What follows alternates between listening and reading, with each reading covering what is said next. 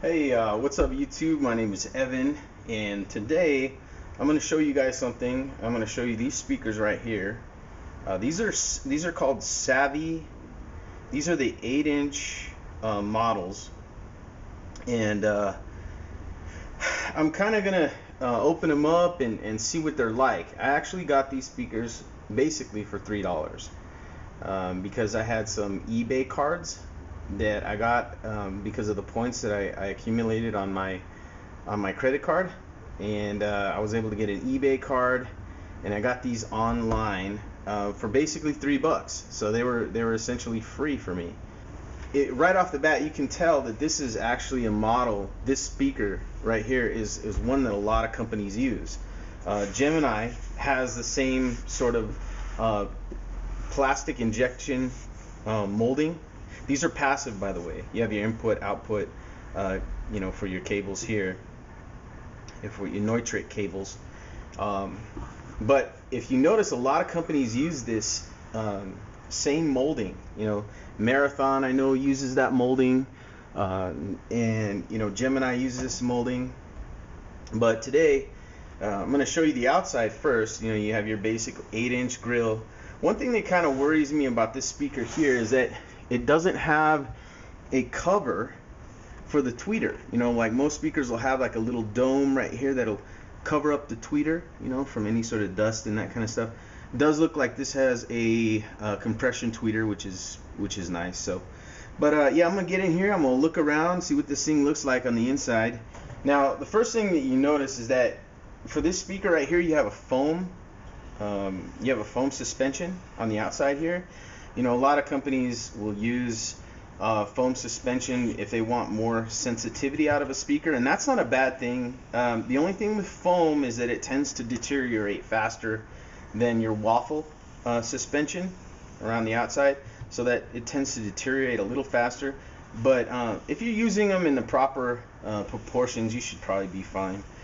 Just note that foam is not the best thing in the world, but sometimes you just want a little bit more sensitivity out of a speaker, and that's what these are for. These aren't for banging bass or anything like that. Air escaping out of those holes. But when you take out a subwoofer or any kind of speaker like this that has screws, you definitely want to guard your surround, because sometimes you can slip and you can actually poke a hole right through your cone. So you want to make sure that you hold your hand up against it, and you go kind of slow, and then you can dig your screw out.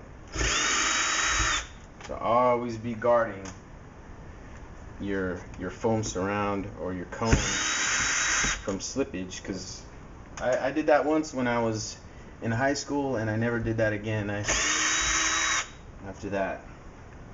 Okay, so there's the speaker. It's unmounted now. I'm going to go ahead and have a look at it and see what this thing looks like here. Okay, you got an 8 ohm, basic 8 ohm speaker. This is actually soldered on. Okay, these leads are actually soldered to the speaker. I might actually change that. I don't like the soldering to the speaker. I'd rather have clips for that, and I'm probably going to change that. But yeah, there's the speaker right there. Doesn't have a name brand or anything on it. It does have an air vent for cooling down the voice coil. It looks like this is about a 2.5 inch voice coil, maybe a 2-inch.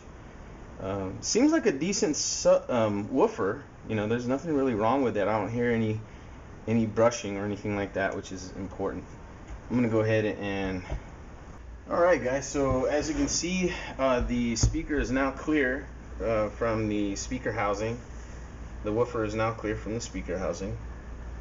And what's kind of interesting is it looks like you have a clip light here. So I'm going to have a look at that, make sure that's all hooked up properly. Now I'm going to just go ahead and take off the back portion. This is just a regular plate. It doesn't have an amplifier, it's a passive speaker. Alright guys, so this is the passive crossover. You have your subwoofer out here, you have your inputs here, and yeah, it looks like you have a small resistor here, coil here as well. So you have a cap here and another resistor here. This is your basic very basic crossover system for a dual speaker cabinet. Alright guys, so back again with the second one. I kind of worried about this one actually because I hear a rattle in here. See, it sounds like something's rattling, and I'm not sure what that is, but I'm gonna get in there, have a look, and see what's going on. Alright guys, so after inspecting it a little bit more, this is actually what I found inside there. It looks like it's sheared. Can you see that shearing? Right around there. It looked like it sheared off something, but I have no clue where this thing goes. I looked in the box and everything. I couldn't find anything that would indicate where it could go. I'm thinking maybe this is being used to hold something down because it's got like a recess right here. I gotta figure that out. Maybe it's used to hold that coil down. I'm gonna look and compare with the other one now. So yeah guys, after having to look around and everything, I can't find any place where this might go. I just can't find anywhere in here that particular thing would go. So and it's basically, this thing is basically exactly like the other one. So I'm just gonna go ahead and button them back up, and we'll be all done. Hey, what's up guys, I'm back. So this is my little test rig that I use for passive speakers. Nothing here that's very advanced at all, so don't get on my freaking case about it. But yeah, I got my little iPod that's plugged in using a mini jack. It goes all the way around like this, and it plugs into a Behringer Xenix 802. I'm just going to use the left channel just for testing purposes, and then you have the input from the RCA that goes out. That's going to be going out to, okay, yeah, so the output is on the left side, master out. That's actually going to be going to the input of this amplifier right here, and I'm just going to have it in stereo mode. The output of the amplifier is going to be going into the back of this speaker. So I'm just going to have a look and see what this thing looks like. This is an Seismic Audio LE3000 amplifier, just used for purposes of testing. I don't use this for any other reasons, although it would be totally fine. It's I believe a digital amplifier, but you know, in a pinch you'd be fine with it, and you just couldn't run subwoofers with it. So I'd like to show you what this thing sounds like, but I think I'd get in trouble with YouTube, so I'll be back in just a sec to let you know what I think. Alright guys, so I tested everything out. I was actually running this at full power on this channel right here, and on the back I actually have these two. Well, I don't want to turn them around, but I have them daisy chained, coming right off that channel right there, channel 1. The thing I gotta say is that when you've been using like powered speakers, because all my speakers are powered speakers, they're active with active crossovers inside. Whenever you've been running those for a long time, you can definitely tell the difference between that and passive speakers. Now, I think personally these are going to sound a lot better with some EQ. I actually have a built-in EQ on one of my 16-channel mixers, and I think that I'll be able to EQ some of the raspiness out of these, because these tend to be a little bit raspy.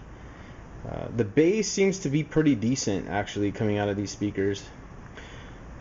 These are definitely not ones you want to crank, but when I was actually testing them out, I was putting them up pretty high, and it seemed like they were taking it pretty good.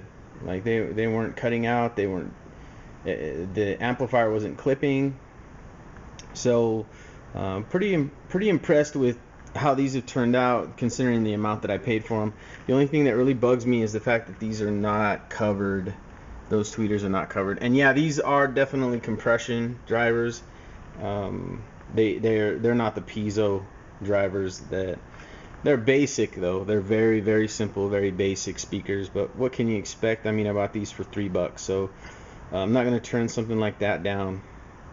Anyway, guys, if you have any questions, let me know. I'll see if I can answer them for you in the description. And y'all have a good day.